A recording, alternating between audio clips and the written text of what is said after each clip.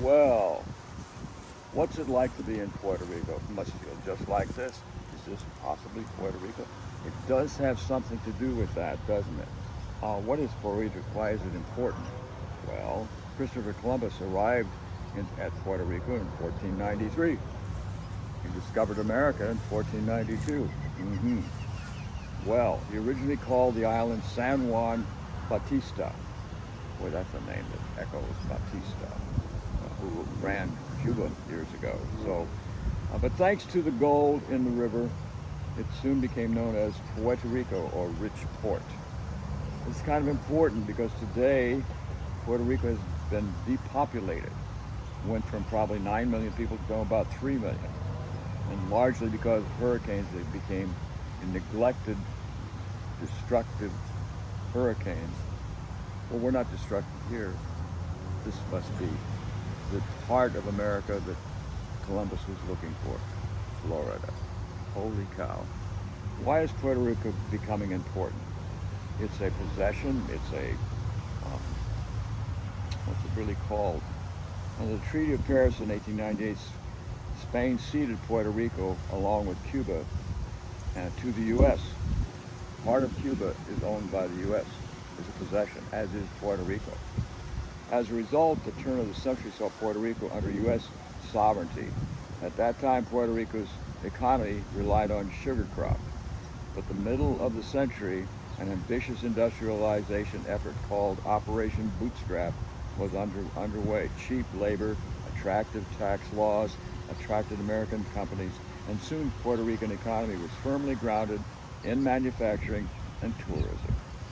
Not just tourism, not just Florida, because there is no economy here beyond medical in Florida and temporary construction work. Puerto Rico is a leading tourist destination manufacturing center. The island produces high-tech equipment and many top-selling American pharmaceuticals today. But right now, Puerto Rico in 2017 did a general vote to become a state. And they did one recently as well, but it was a 54 to 41%, something like that, vote to become a state. And but in 17, it was a 97% vote to become a state. What happened? The hurricanes. They don't trust America to protect them, even if they're a state. So when the people lose trust, they become disregarded. And of course, we saw an American president go down there and mock them by throwing paper towels at them and laugh at them. They humiliated them. They humiliated the mayor of San Jose. So what are they looking at now? And why might they get this? The Democrats would get 2 senators, which are Democrat, coming out of Puerto Rico if they became a state. It's political motive, and there's move in the Congress today to become a state for Puerto Rico. That would be 2 senators and a certain number of representatives beyond that. And remember, some states like Maine, South Dakota, Wyoming have less than 1 million people, or barely 1 million. At least 3 to 4 million people live in Puerto Rico today. It's a tax haven yet. Will it lose that status if they become a state? Probably not. Does Florida have low taxes and no income tax? Of course they do. Do they have taxes at all in Florida? They have property taxes to pay for schools mainly. But they have a low tax atmosphere. Puerto Rico would stay that way. The motive right now is to become a state for Puerto Rico, to not lose total status in the world. Hawaii's way out there, and even further from California than Puerto Rico is from either South America and or the United States. So what's going to happen? It's about taxes. Stockbrokers like to go down there and make money from a low tax, no capital gains state. That won't probably change. The motive to come there will be power, political power. There's a move into Congress today to make them a state.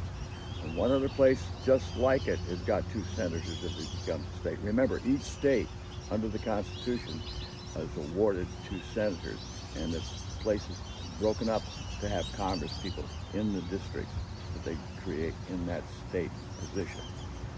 That's about to happen, in my belief. And what's so bad about taxes anyway? taxes give you power up to a point. When the taxes become burdensome, people leave the state, as they are in Illinois and in New York. The taxes, same thing with California. The taxes are too high. People in San Francisco are moving to Texas because the taxes are low. Southern states are attracting. But the problem with southern states, the United States proper, such as Texas, they also have a lousy infrastructure. And when the infrastructure is bad enough, they freeze to death. And they literally have just done that when their electric grid, their own electric grid, separate from the main American grid, falls apart, and they don't have the taxes to support the electric grid that they have. So if you don't have enough income from taxes to pay for the infrastructure falls apart. Texas is a great example of that. So anybody becoming a state is going to look at the situation very importantly. Are you going to have the infrastructure protected by the federal government or not? Are you going to treat Puerto Rico like you did during the last couple of hurricanes and say, we'll get around to it when we feel like it? FEMA will show up, maybe, maybe not, which is what happened under Bubba Trump. Bubba Trump is a man who talked about infrastructure and did nothing about it for the people needed it. Under hurricanes, he talked and talked and talked and did nothing. Nothing. But Bubbas do that, don't they? They talk a lot and they don't do much. So when you have leadership like that, people really get up to their eyeballs with, what the hell did he really do in that time? Oh, he cut taxes. So he cut revenue to the states and to the various territories and gave it to wealthy corporations who didn't need a dime, who didn't need any of it, and yet did nothing for the infrastructure for the population.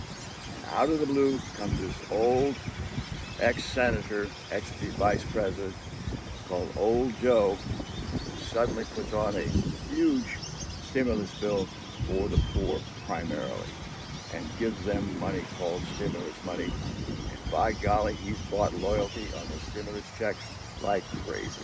Have you got your check yet? Are you still looking for one? Bubba's never going to send you one. He's no longer president, but he thinks he is. He keeps telling people he won the election. Which election? The Electoral College election or the popular vote? He never won the popular vote, even the first time he ran. He lost both. Why is he going to win the third time? Good question. But those are future questions anyway. And what good are taxes? Just ask yourself the next time you drive down a road going from here to there, do you want to have a road that you can drive on, or are you going to need a four-wheeler to get over the road? Think about that, folks. Get rid of taxes and see what happens to your road. Find out if you have anything to go to in the end anyway. But I want to welcome you to The Edge. Subscribe to this show. We'll be coming around the mountain and looking for Bubba everywhere we can. Where's he retreating to? Well, they never know. Someone said he bought an island off the coast somewhere. He's hiding out. He's afraid of people are going to come and get him from New York. Why would they want him to come back to New York? To pay taxes. See you later.